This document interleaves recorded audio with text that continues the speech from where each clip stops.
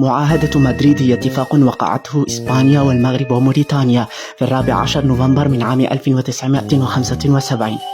أنهى الاستعمار للصحراء الغربية وتم بموجبه تقاسم الإقليم بين المغرب وموريتانيا. حي ندب سطعونا راسنا بالكذبة تاع الصحراء المغربية باطل، وهما متقاسمينها مع جيرانهم كيما الحلوى تاع الغربية. وهذه حتى اليوم بس سمعت بها. ايش كدير انت؟ احنا غارقين في الحفيظة وانت تكتبوا. ما تقوليش برك بلي هذو ملخصات، علاش صغرتهم كيما هكا؟ ما كان ما دخلك فيا، شد فمك وخزر في كتابك. ذاك نوريلك كوبياج ولد الحرام. الشدر الله يجيبها لك، عندي 3 سوايع وانا نكتب. وعلاش جابك ليا يا وحد الفار؟ صار هكا يا وحد الجد، راك حاسب روحك راك صغرور، معاود الباك 20 مرة ومازال ما حفظتش التاريخ والجغرافيا. الجغرافيا حفظتها، التاريخ ما بغاش يدخل لي في راسي.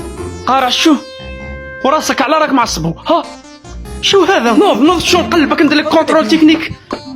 حبيبتي التاريخ، الجغرافيا، الفلسفة، الإسلامية. ابن عمي الإسلامية ذا كنت كوبيها انت مسيحي.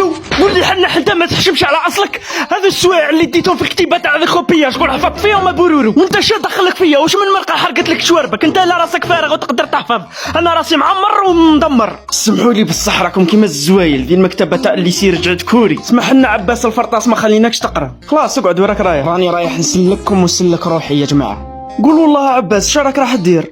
راح نصدم على الديوان الوطني للامتحانات والمسابقات ونسرق السوجي، ندخل متاقة ونسربيه لكم. صافي انت ذنك تخمم في الكوبياج والغش، الله لا تربحك. اسمع القزون لها في حفيظتك ودير جرارة في فمك وخيطو.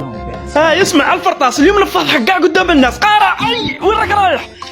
غاد نعل والديك، لا طلعت فوقي. اطلقني يا اخي، اطلق انت الاول.